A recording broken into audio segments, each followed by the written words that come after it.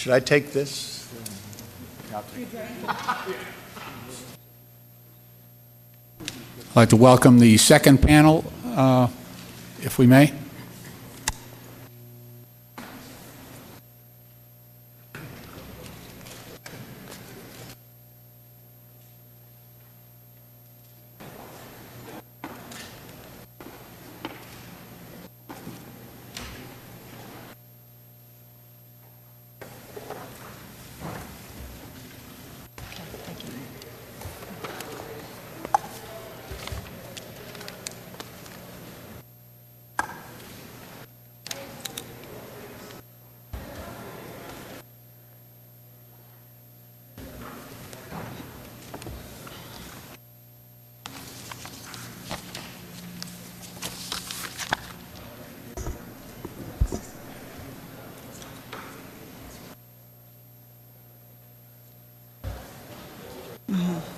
Thank you. Welcome. It is the custom of this committee that all witnesses are to be sworn in. Could I ask you to please rise and raise your right hand? Do you solemnly swear that the testimony you will give before this subcommittee is the truth, the whole truth, and nothing but the truth? I do. Thank you. Let the record show that the witnesses both answered in the affirmative.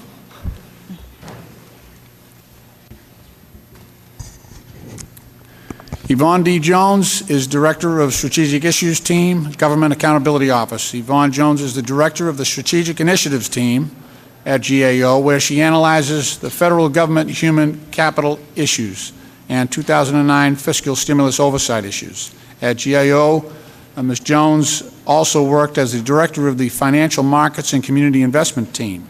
Prior to joining GAO in 2003, Ms. Jones worked at the World Bank, where she developed projects in the education sector in East Asian countries, assisted sub-Saharan African countries in reducing their commercial bank debt levels, and helped countries design financial and private sector restructuring programs in Eastern and Central Europe and the former Soviet Union.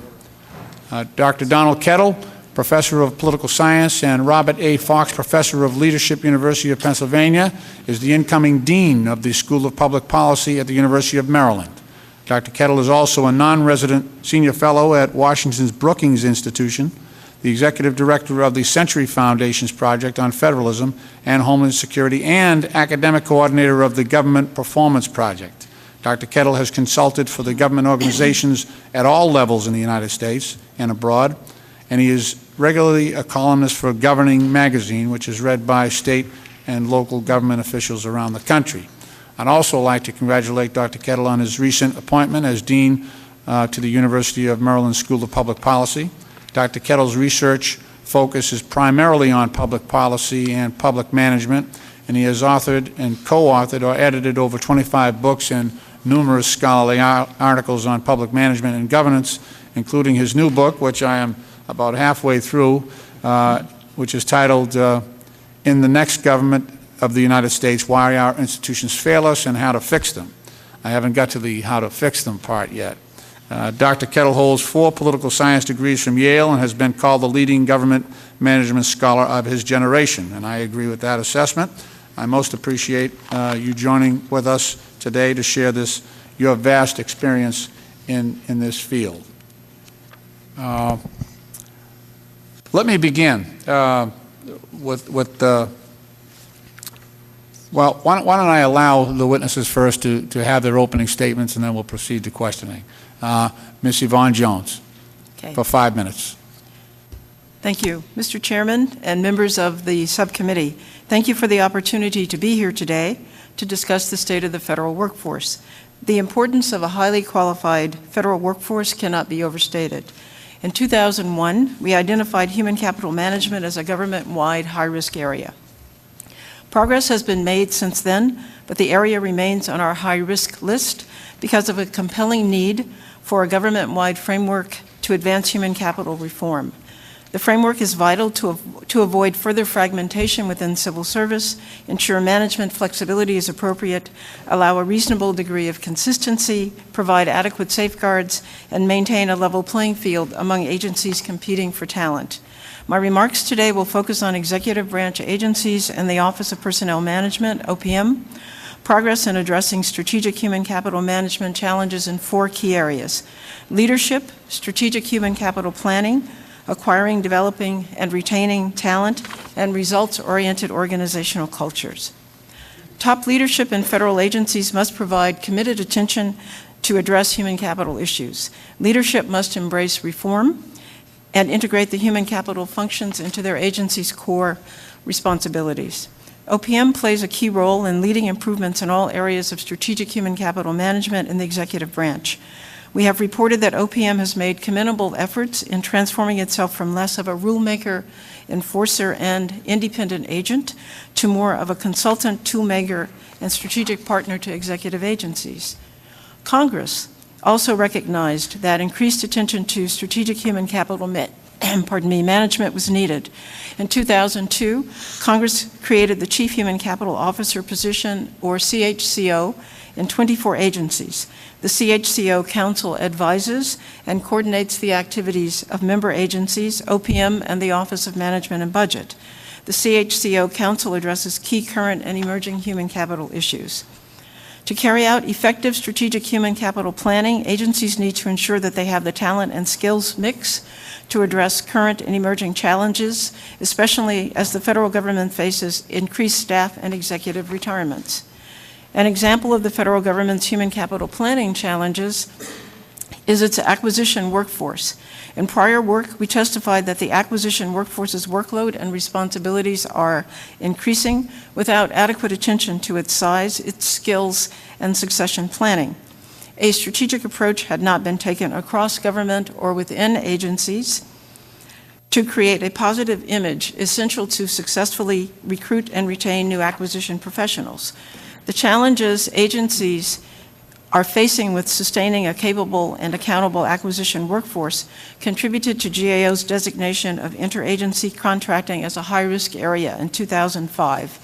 In our recent 2009 update, it remains a high-risk area at 3 agencies: the Departments of Defense, Energy, and at NASA. Faced with a workforce with talent and skill gaps, it is important that agencies strengthen their efforts and use available flexibilities from Congress and OPM to acquire, develop, motivate, and retain talent. In recent years, Congress and OPM took a series of important actions to improve federal hiring and recruitment. The Congress provided agencies with increased authority to pay recruitment bonuses and to credit relevant private sector experience when determining annual leave amounts, provided agencies with hiring flexibilities, and also OPM has authorized government-wide direct hiring authority for veterinarian medical officers, launched an 80-day hiring model to speed up the hiring process, and reminded agencies that they can also hire older, experienced workers to fill workforce needs. Concerning worker retention, the federal government is well positioned to retain workers. It has a variety of tangible benefits and flexibilities. We have previously stated that the executive branch agencies need to re-examine their use of flexibilities, such as monetary recruitment and retention, and special hiring authorities, including student employment and work-life programs such as alternate work schedules, child care assistance, telework opportunities, and transit subsidies. Leading organizations find that to transform themselves, they must fundamentally change their cultures so they are more results-oriented, customer-focused, and collaborative. Credible performance management systems that align individual, team, and unit performance with organizational results can help manage this process. Leading organizations also develop and maintain inclusive and diverse workforces at all levels of the organization. Mr. Chairman and members of the subcommittee, this completes my statement, and I would be pleased to respond to any questions that you may have. Thank you very much, Director Jones, and I know you're right to the 5 minutes. Very good. Dr. Kettle for 5 minutes, please.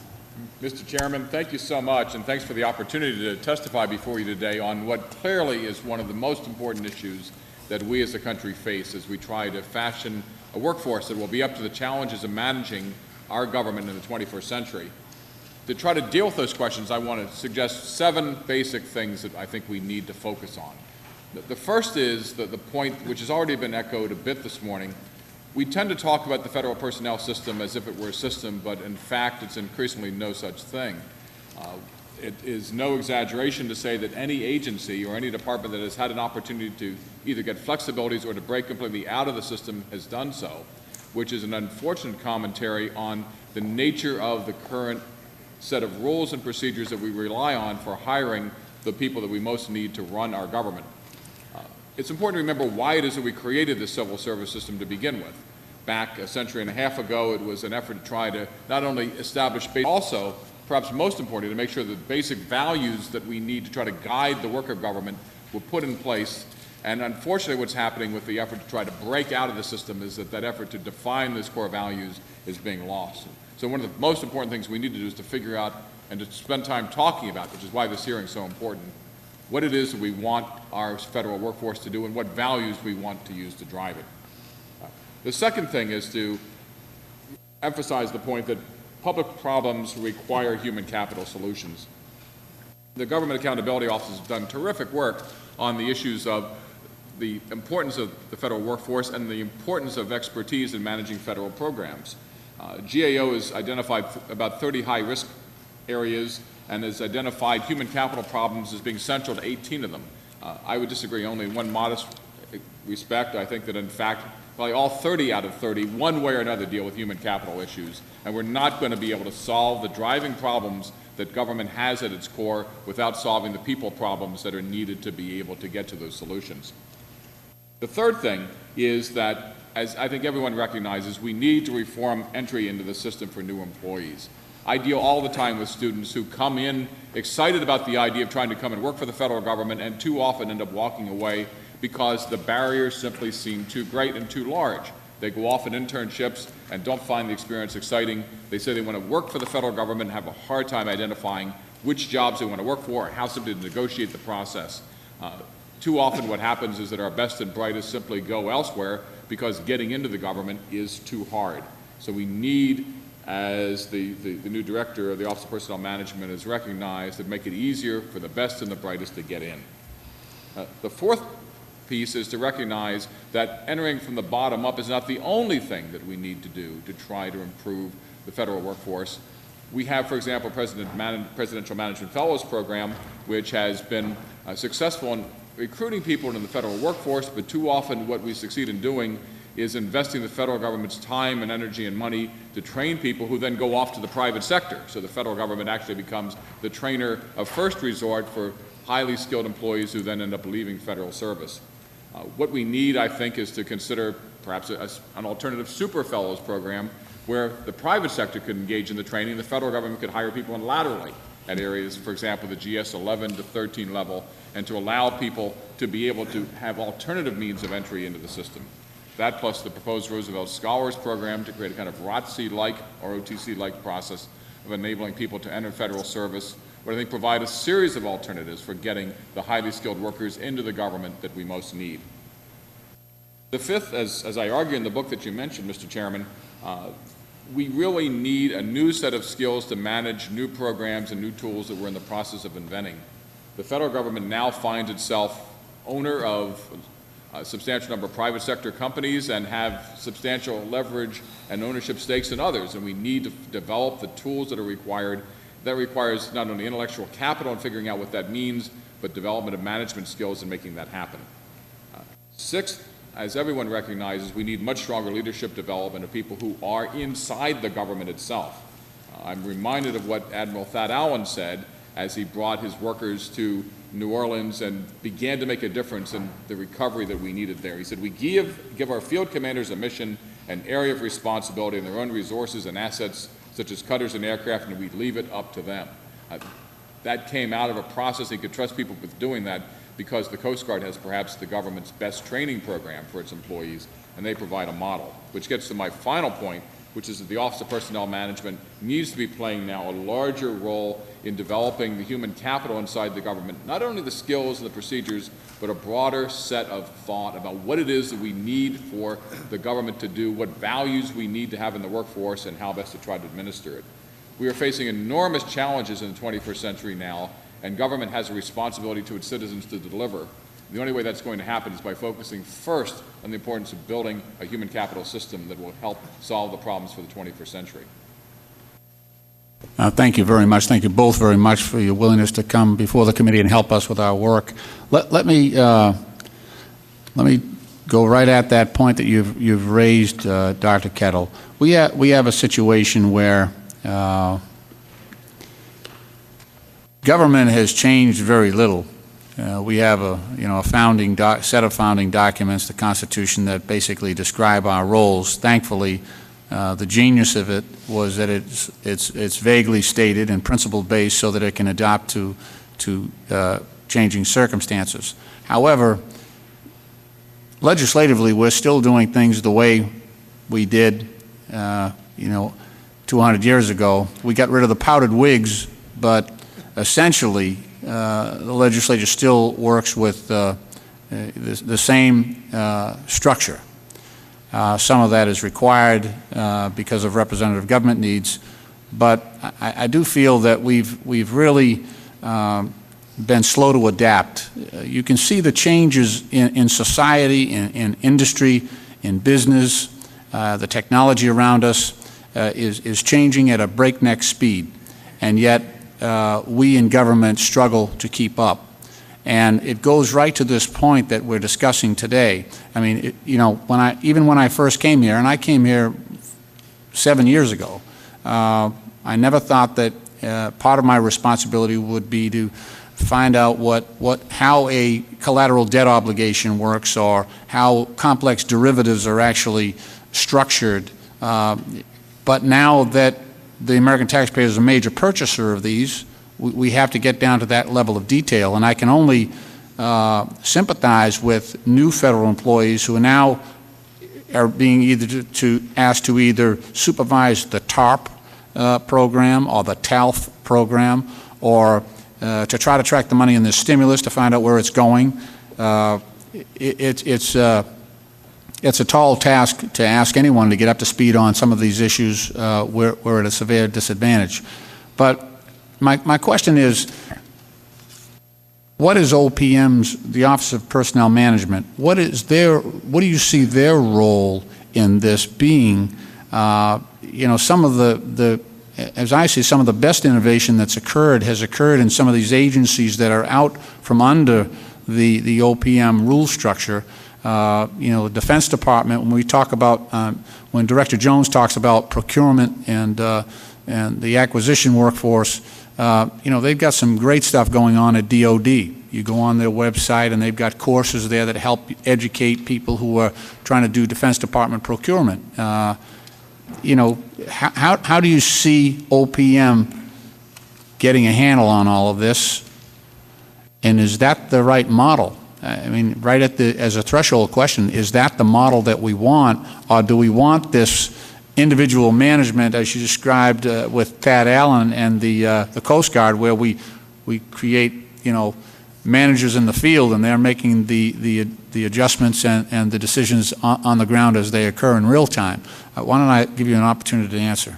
Well, Mr. Chairman, let me say first that I think this is exactly the right question. That only in trying to attack that are we going to be able to get the government that we need and the taxpayers expect. And in many ways, it has to be a creative tension between, for example, the Thad Allens of the world, who are out there trying to devise new strategies for personnel systems that will work, but then trying to find ways of learning in a broad system-wide basis to be able to apply those to the rest of the government. What we can't afford is a series of agencies that Mr. Kittle, could you check your mic just to make sure it's on? It is. It's on now. Okay. The green light was on, but it didn't seem to be working quite right. This will work better, I think. We need this creative tension between the two, between the grassroots level efforts to try to strategize on how to learn, but an effort to try to make it work system-wide. What we cannot afford is a series of pockets of high levels of performance with the rest of the government lagging behind. What OPM has to do is to do three things. The first is it needs to spend its time reminding the rest of us about why it is that it was created and what basic values that we want to have in a workforce. What is it that we want federal workers to look like, to act like, to do, and how we want them to perform? The second is that it needs to spend its time on a government-wide basis thinking about the basic capacities that 21st century government requires. And There are governments around the world, I think, for example, the governments of Denmark and New Zealand, that have spent a lot of time at a system level, high level, thinking about basic questions of government capacity. What are the skills that government workers need? And the third thing is then trying on a system-wide basis of devising the strategies to make sure that the workers who do the work have those skills that we need. And this is going to require, I think, some retinkering, some fundamental rethinking of what it is that OPM does. I think it has to worry about hiring, firing, salaries, annuities, but it's got to be working at the strategic level as well, because if it doesn't, my fear is it's not going to get done. If it doesn't get done, programs are not going to be managed as they need to. Thank you very much. Chair recognizes the gentleman from Utah, Mr. Chaffetz, for 5 minutes. Thank you, Mr. Chairman, and thank you both for being here and the work that you do and diving deep into these issues. We certainly appreciate it. Ms. Jones, did you have, I don't know if you're in a position to talk about the Retire Easy program and what's happening or not happening there. It's certainly been highlighted in the news lately. Can you give us, from your viewpoint, if you have some knowledge about this program, as to where it's at and how dire the situation is? There was a quote that said, "The agency's retirement modernization initiative remains at risk of failure," end quote. How dire is it? Okay. Actually, if I would prefer to perhaps take, Director get Jones, more would you just specific check your mic questions. to make sure it's on? I'm sorry. Pull it just a little on, closer yeah. there. Okay, great.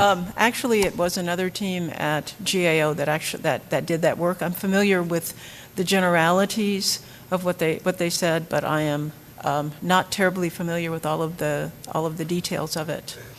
But I could provide you with further information if you wish. Okay, I appreciate it. I didn't know if you had personally been involved in that. There was a quote here. It said, "Institutionalizing effective management is critical not only for the success of this initiative, but also for that of other modernization efforts within the agency," end quote. It alludes to other aspects that are maybe falling down or falling apart or just not coming to fruition despite heavy investment by our government. From your vantage point, what are those other areas where maybe we should highlight for this committee, and what is not coming about? What would that allude to when it says other modernization efforts within the agency? Well, I think we had done some work in the past in which we had examined OPM's relationships, its ability to communicate, for example, with other agencies, and for them to provide technical assistance to other agencies when they were trying to improve their strategic human capital management, planning, and other functions. We had also, in other reports, indicated that we felt that OPM could improve some of its internal functioning, for example, making sure that it had staff that could provide, that have the skills to provide service and advice to the other agencies that it is tasked with helping in terms of all of the, improving all of the functioning of all of the human capital management functions in the government. Now, we have also done work which suggested that there have been improvements at OPM in some of these areas. What's your biggest concern at OPM? If you had to, this is my number one concern, what would it be? I'd say that our number one concern would be for OPM to help agencies build the infrastructures as appropriate and depending upon their core missions and goals to successfully design, implement, and sustain human capital reforms. And do they have the internal staff to actually execute on what you just articulated? I think I would need to provide, to get you more specific information on that, whether in fact they have the specific categories of staff that they need. Let me ask you, this is an interesting quote from this report that you provided here on page 2. It says, quote, "Government-wide, about 1/3 of federal employees on board at the end of fiscal year 2007 will become eligible to retire in 2012. From your perspective and your experience, what What is this going to lead to?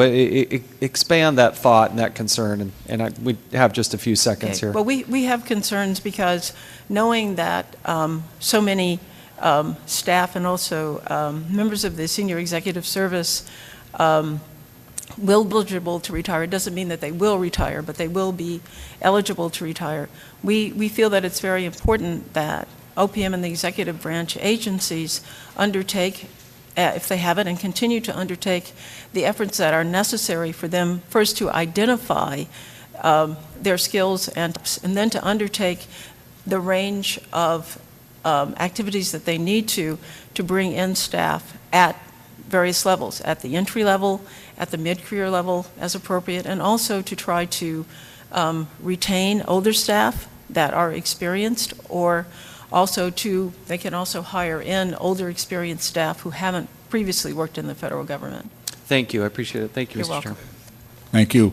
The chair recognizes the gentlelady from the District of Columbia, Ms. Holmes Norton, for 5 minutes. Thank you, Mr. Chairman. Ms. Jones, I appreciate the directness of your assessment on page 9 of the GAO report.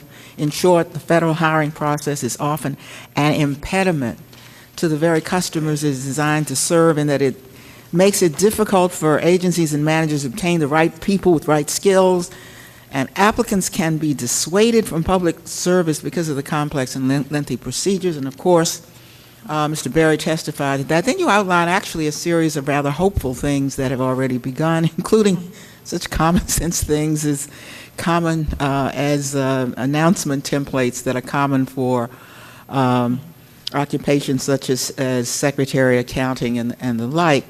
I'm interested in this 80-day hiring model. Now, I understand that's already almost 3 months.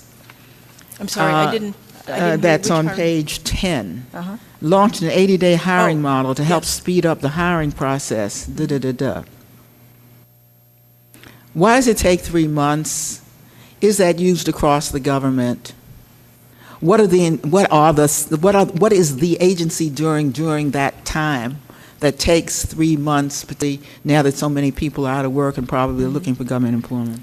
Well, as we understand it, the 80 days includes the time from the period when OPM makes a public announcement of Excuse me, Ms. Jones, could you pull that microphone Can't closer? hear you I at all. cannot hear you. the 80 days Thank is you. the period of time from when the announcement is made public to actually bringing the person, the individual on board into the agency. And these are people who don't need security clearances. It's just ordinary hires, right? As I understand it, it's regular hires. So Yes. what takes so long? Is Well- it the agency? Is it OPM? That's a lot of time. So we're Well- waiting for a job, and if you got a number of applications out,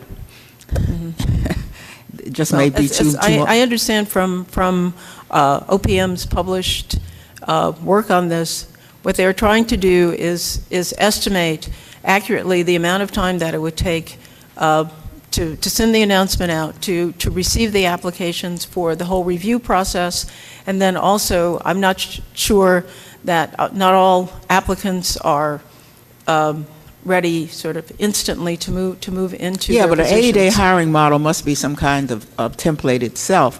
Is this used now across the government in all the agencies or not? I'm not sure if it's used in all of the agencies or Well, not. I but understand could why get that information. you say an 80-day hiring model, and I'm not sure if the hiring model was used in one agency, like the veterinarians, that they had such a need for, whether that's government-wide. And I wish you would, to the extent that you're depending on that in your report, get information to us about what agencies we're talking about. Yes, we'd be For glad to do that. example, Mr. Berry in his testimony talked about funds, I guess, that they've received for the American Recovery and Investment Act, and that they've developed a tool to make it easier for federal agencies. I didn't get an opportunity to ask him about this. Federal agencies to document new hires that are funded by the Recovery and Investment Act. Well, they got a timeline on that one that's like nothing you've ever seen, because we're trying to get people back to work. I wonder if I hope this is not a 3-month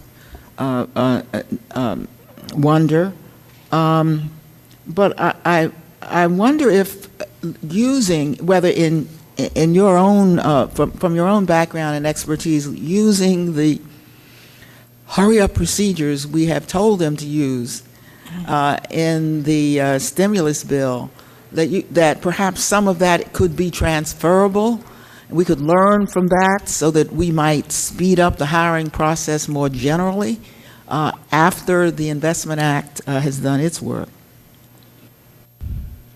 Well, I'm aware that with respect to hiring for the Stimulus Act, that OPM held a kind of interagency conference back in March of this year, and they had discussions with numerous agencies who are required to implement programs under the Stimulus Act. There was a lot of discussion, for example, about direct hire authorities, particularly, I think Mr. Berry mentioned for the acquisition workforce, whether some of the direct hire authorities exist, for example, as you said, for the veterinarian medical officers. OPM recently made that direct hire authority available because it became aware of the fact that we have an across-the-government shortage of those hiring officers. Well, what we need to know is, if you get desperate enough, you'll hire some veterinarians.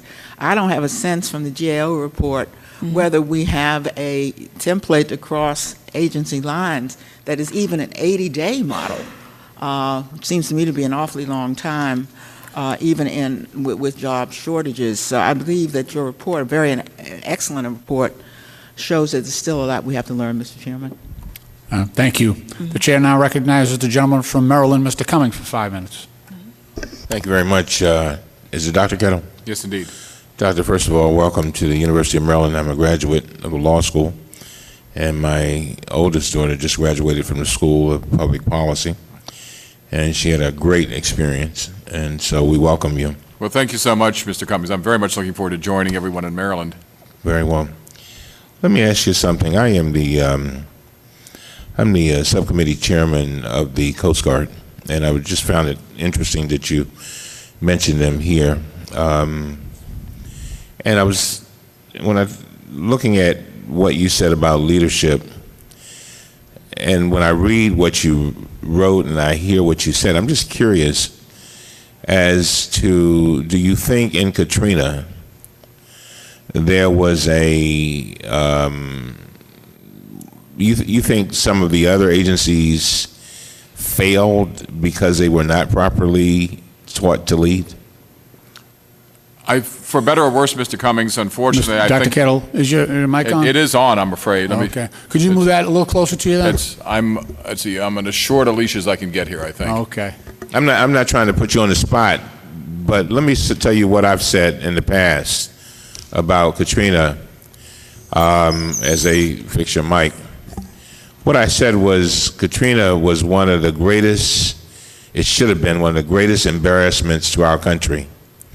That we could have people drowning in their own urine and unable to get a piece of bread or drink of water in 5 days.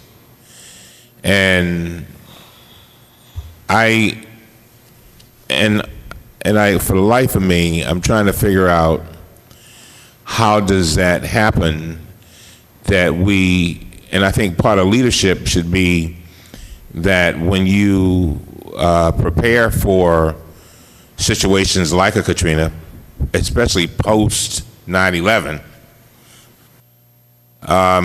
that there should be integrity, there should be empathy, there should be clarity. People should have a game plan. And I think that's all a part of leadership, I think. And you should be in a position so that when the rubber meets the road, you don't discover that suddenly there's no road. And so these were government agencies, and I know that you didn't say they failed. I'm saying they failed.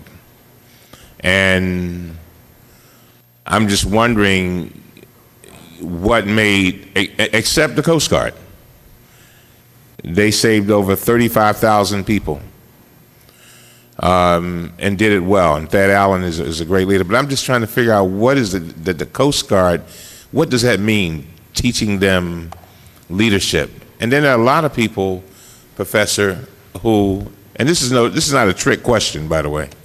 There are a lot of people who I think they don't know that they're leaders.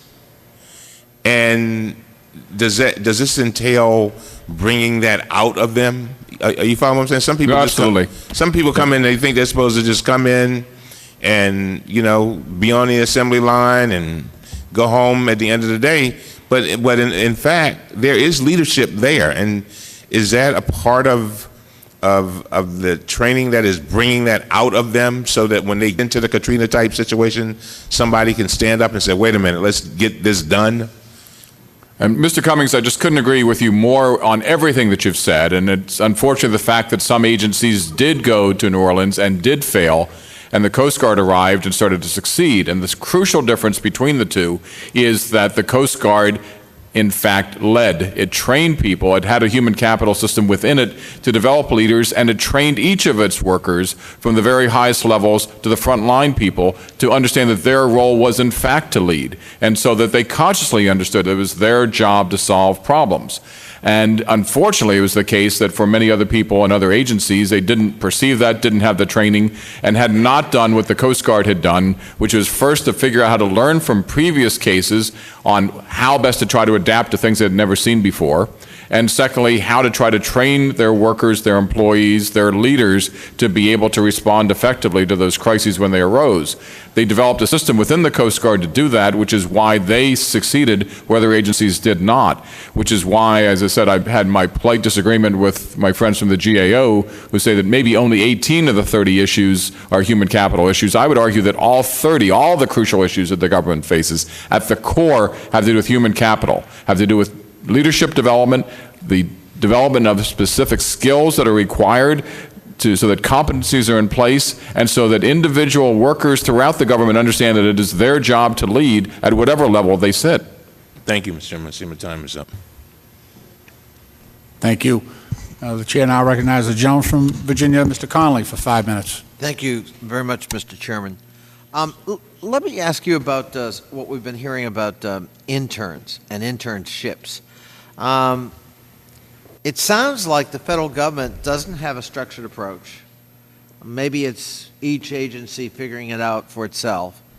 And we actually heard Mr. Berry sort of indicate that a lot of interns end up discouraged at the idea of making a career out of federal service, and just find it too hard, and the experience, frankly, unsatisfying. Now, that really troubles me, because this is not rocket science. The private sector has figured out how to have very creative and structured internship programs they use for recruitment and retention. Many local and state governments have done the same. My local government certainly had a very structured internship program that has been very successful in terms of dealing with young people and getting them to think about a career in local government. Why do you think the federal government hasn't figured this out, and why are we turning what should be a positive experience into actually something that's a net negative? Mr. Connolly, I think the basic problem is it goes back to the basic OPM issues that we were talking about before, about thinking about the system-wide human capital issues that we need to try to be able to address. There are some superb internship programs in the federal government, and the very best, I think, is actually at the Government Accountability Office. When my students ask where to go, I send them there first, because GAO does everything that we understand ought to be done. There's mentoring, there's a job development, there's rotation, and people, students of mine who have come away with that to say, I'd like to spend my career working for that. Unfortunately, we either have a process that makes it difficult to get in. When students get in, they don't have very good experience. When they do have the good experience and they want to be able to pursue it, the entry process in the federal service later becomes difficult to negotiate. Later, when they try to enter through the Presidential Management Fellows Program, they find it impossible to negotiate. And then students who sometimes get into the Presidential Management Fellows Program end up spending 2 or 3 years, look on it as something to punch their ticket, go make more money in the private sector, and we lose the investment that we've made. All of those things, if we were to try to design a system more designed to fail us, it would be hard to do better. This is an opportunity to sit and think carefully about how we can get our very best students into the federal workforce, how to train them, how to develop them, how to make them leaders, but also to think about other alternatives. This kind of lateral entry at higher levels, where students get experience in the private sector and come back in a little bit later. If there's anything that we know about today's students is that the idea of a lifetime career for 30 years working for one employer is a non-starter. So why we should spend all of our energy only on entry and retention when some of it is going to be a back and forth kind of career is an important personnel and strategic workforce issue that we have to try to deal with. Flexibility with an idea toward focusing on developing competencies and leaders is the basic approach we need to take, with a procedure that doesn't get in the way. Thank you. And by the way, on presidential management interns, I thought there was sort of a fast track. If you got into PMI, there was a fast track to get into federal service after your internship was completed. Is that still the case? It's still the case. Unfortunately, first, it's hard to get in. What a presidential management fellow finalist position essentially does is give you a hunting license, and with a large stack of notices saying good luck and we hope you can find a job. Yeah. And then unfortunately what we've discovered is that there's a very high level of turnover for presidential management fellows who get into the government, who then go in, spend 2 or 3 or 4 years, and in some cases leave. And the numbers are embarrassingly high and precisely the people we're to be trying hardest to recruit and to retain. Could I ask about, going back to our discussion, specialized acquisition expertise in the federal government? I'm really concerned at the fact that we've more than doubled procurement, and basically acquisition procurement positions have roughly remained stagnant. What do you think we need to be doing as we move forward? The question's for me? Certainly. Let's start with you, Ms. Jones. Okay. I'm sorry, could you repeat the last part for me, please? Yes, the question has to do with the fact that we have increasingly large, complex acquisition contracts in the federal government. Yes. And I'm worried that we're losing expertise to manage those projects, both to the private sector and to retirement, and we're also simply not keeping up with the volume. Mm-hmm. So what can we do about that? Yes, across the government? Well, I think in some of the work that GAO has done, we have suggested that agencies need to do a needs assessment in terms of their acquisition workforces to see essentially how many are going to retire and with what particular kinds of skill levels, and where they're located in the agencies, and then to undertake more intensive recruitment efforts, which could entail a number of things. It could entail making contacts with professional organizations of acquisition workforce people. It could entail trying to interest many more younger people in the acquisition workforce. It could entail also trying to keep some of the people who are eligible to retire, to keep them on after their eligibility is enforced. It could also entail bringing in people who have not worked in the federal government before, perhaps older people who are experienced in acquisition techniques, but who would be interested in working in the federal government. Mr. Connolly, let me suggest a couple of things. The first is the idea of addressing this question as a systemic problem that needs to be handled systemically. We need to try to develop a strategy for doing this, which requires, secondly, understanding the basic competencies that are going to be required for contract management. There are a lot of people who enter federal service not with an idea of becoming contract managers as their career, but they're accountants, they're biologists, they're chemists, they're veterinarians to become contract managers. And the mismatch between the skills that they need and the skills they come in with is often very large. And we need to identify those competencies that they need. We need to try, thirdly, to develop those competencies in a systematic way with the kind of training that Mr. Berry suggested. We need to try to make the contract workforce a high prestige area in with an understanding that these are people who are leveraging, in many cases, hundreds of billions of dollars, so the performance needs to hinge on their ability to be able to take that job and inculcate the values that we need. And finally, I think we need to try to bring our performance system into line so that it creates leverage not only within the government but across into the private sector workforce and the private sector contractors who are responsible for the performance of these programs. Performance has to be understood as this kind of multi-sectoral thing. But it goes back to the question of taking a systemic problem and handling it systematically, which I think is an essential task that OPM has got to take on. Thank you, Mr. Chairman. The chair now recognizes the former chairman of this same subcommittee, the gentleman from Illinois, Mr. Davis, for 5 minutes. Thank you very much, Mr. Chairman, and let me thank both the witnesses. As I've listened to the questions and answers, it continues to occur to me, and perhaps this would have been a better question for Mr. Berry, but it seems to me that we focus a great deal on the Office of Personnel Management, and I'm not always convinced that the Office of Personnel Management has as much influence over the actual functioning of agencies within the federal government. It seems to me that OPM is more of an advisor, a recommender, but when it comes to actually implementation, that it just doesn't have it. I mean, and I know, Ms. Jones, maybe this is not a good question for you. That's not necessarily your role. But how do you see OPM in terms of the ability to actually get its recommendations or its decisions implemented? Well, we have done work in the past in which we suggested and in fact stated that OPM can assist the agencies in terms of providing suggestions, providing technical assistance in terms of developing policies and providing frameworks for them to use in designing and implementing and even evaluating their human capital planning processes. We also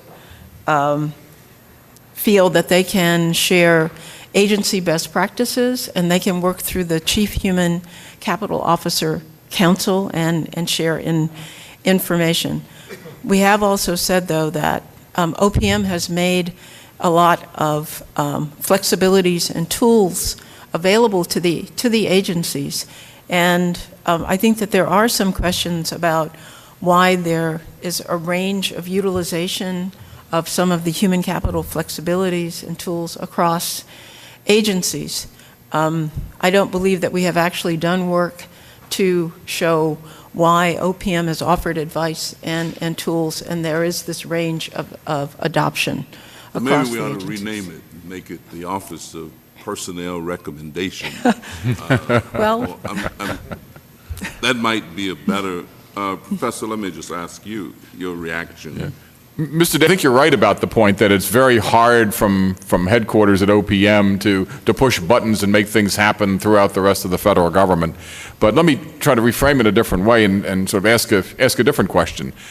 Given the complexity of trying to manage federal contracts, the difficulty of trying to make sure the stimulus package works well, making sure that the bank bailout is an effective program, where's the big thinking in the government about how to do that?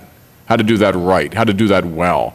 And one of the things that I think that OPM can do, and then by doing it exert much better leverage, is to think about these thoughts and to try, not on its own, because it can't solve the problem on its own, but to make sure the thoughts are being thought and that ideas are being framed and that competencies are being developed and that the training programs to support that then come out of that. What OPM can do most effectively, beyond trying to drive these procedural changes that we've all talked about and agree on, like making it easier to get into the federal workforce, is to think about what it is that OPM and the federal government needs to do. What kind of workforce do we need to get the job done? Somebody's got to be thinking about that, and it ought to be OPM. Right now, I think GAO has been doing a terrific job, but I think that there needs to be a force inside the executive branch to drive that at the highest strategic levels to make sure that we have the government that we need and that we deserve.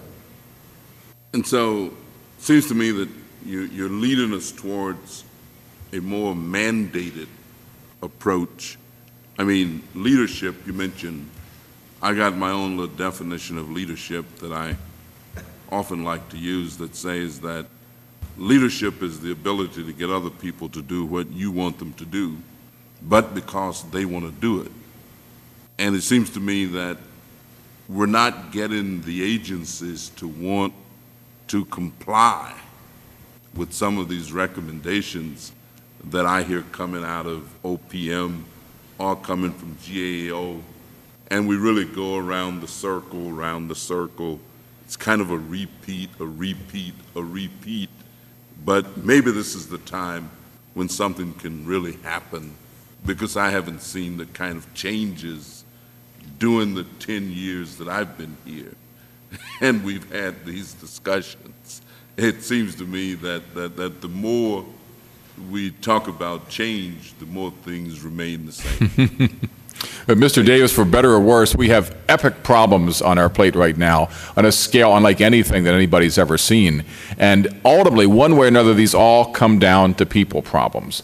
And the only way the government's going to be able to solve that is by putting a workforce in place to be able to do it. And it's an incredibly exciting time to be talking to students about, and new employees and people interested in lateral entry and joining the Federal Service, because there's an opportunity to leverage an enormous amount of public good given the tools that government has, but it requires some thinking about what it is that we want to go in the direction in which we want to drive this. Thank you very much. Thank you, Mr. Chairman. Thank you. Rather than do another round of questions, I'd like to offer you the same opportunity I gave to Director Berry in the previous panel. Are there points that you would like to amplify in terms of the way forward? And this is an important time, as you both mentioned. If necessity is the mother of invention, then we certainly have fertile ground with all of the myriad problems that we're facing now in government, and the necessity of coming up and dealing with the complexities of the financial institutions and the problems we have now. And it's just and globally with the interface between our agencies and the rest of the world, we really need our federal employees to step up, and they are willing to do so. But I think they are shackled in a system that diminishes their ability to reach their maximum potential. On that very broad point, Director Jones or Dr. Kettle, both of you, if you'd like to just sort of let the committee know what you think is most important about that way forward. Mr. Chairman, I think that's exactly the right question. Let me try to take a stab at answering it in two ways. It's easy to talk broadly, but it's probably more effective to talk about who needs to do what. And the first who, I think, has to be the Office of Personnel Management, which I think faces a strategically important, critically important time to rethink what it does and how it goes about doing it. And part of its job has to be the process of trying to figure out on behalf of the federal government what the answer to those questions is. That there has to be some kind of institutional knowledge and capacity, debate, if you will, about trying to think about what are the problems we face and what is it the federal government's going to need to solve them and how can we get it done. Because not that how many days it takes to hire a federal employee isn't important, because it's critically important. It drives people away, but it's got to be in pursuit of the bigger picture. And OPM has got to take that bigger strategic role, because if it doesn't, my fear is it won't happen. And if it doesn't happen, we'll find ourselves crippled in trying to solve these problems we know we have to address.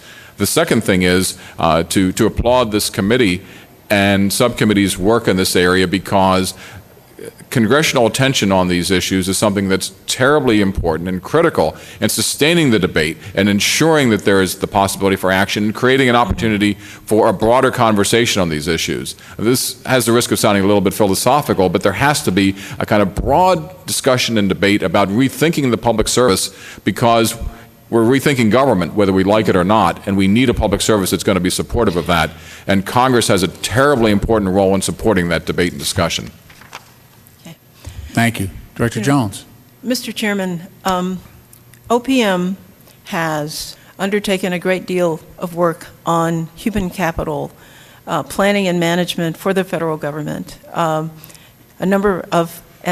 has put in place a number of tools. The Congress itself has passed legislation to offer greater flexibilities to the agencies. It would appear that this is a time when OPM and the agencies could use either existing mechanisms like the Chief Human Capital Officers Council, or to use other mechanisms to have discussions about all of the flexibilities and tools and policies that are available for acquiring and training a highly capable federal workforce. What's working? What isn't working? Where are there barriers? Identify the barriers. Undertake discussions as to how those barriers could be removed. If there are new policies that we need to have discussions about that, but then to move forward in terms of trying to develop the kind of federal workforce that we would all like us to have. I want to thank you both on behalf of the subcommittee and the committee. I want to thank you both for your willingness to come forward and help us with this problem. Thank you very, very much for your appearance here today. Thank you, Mr. Chairman. Good day.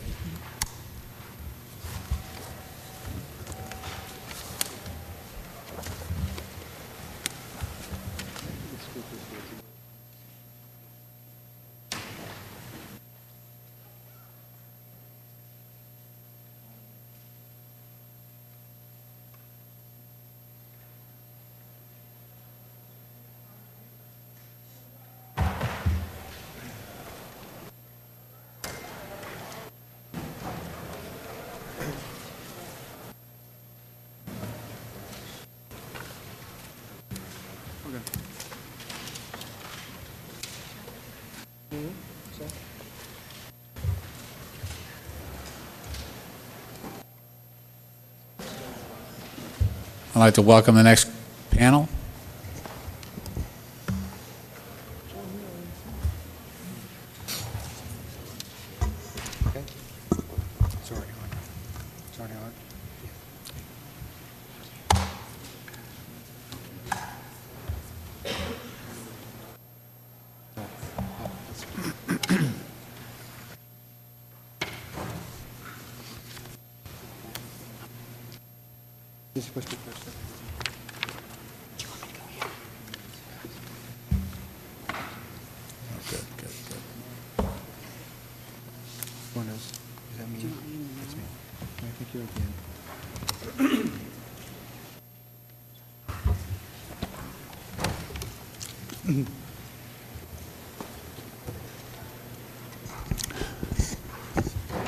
Good afternoon. It is the committee's policy that all witnesses are to be sworn. Could you please stand and raise your right hand? Do you solemnly swear that the testimony you will give before the subcommittee is the truth, the whole truth, and nothing but the truth? Yeah, absolutely. Thank you very much. Let the record show that all the witnesses answered in the affirmative.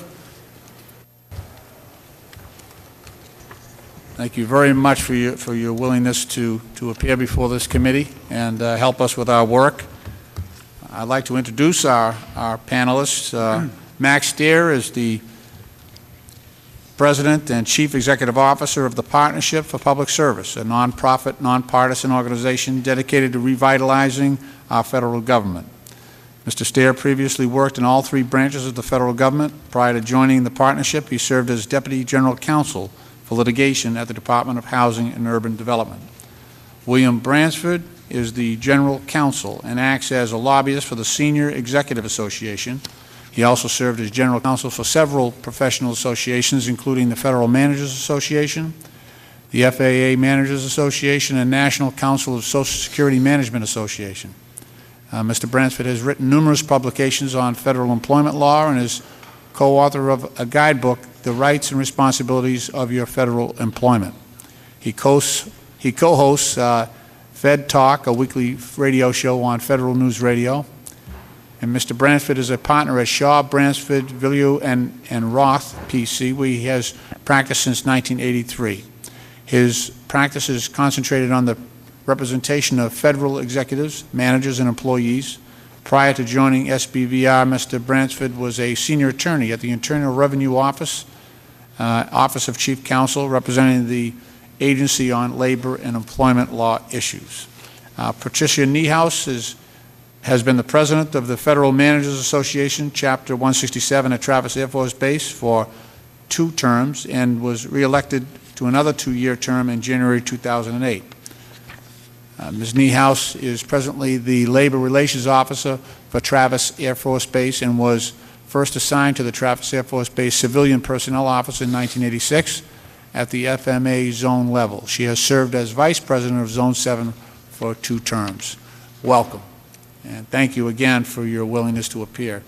Why don't I give you each an opportunity to address the committee with your general remarks, and then we'll follow that with questions. Mr. Steer, for 5 minutes. Thank you. Great. Thank you very much, Mr. Chairman, members of the subcommittee. First, to begin, to thank you for your recognition of public service employees with your announcement of Public Service Recognition Week taking place the first week of May. I think that's very important for the public to have a better understanding about their workforce, and that has to come from more awareness of it. And this is a way to do that. This is an incredible opportunity. You heard from a lot of witnesses about the importance of this moment in time. Just to give you one other way of looking at it, by our estimates, the federal government will be hiring close to 600,000 people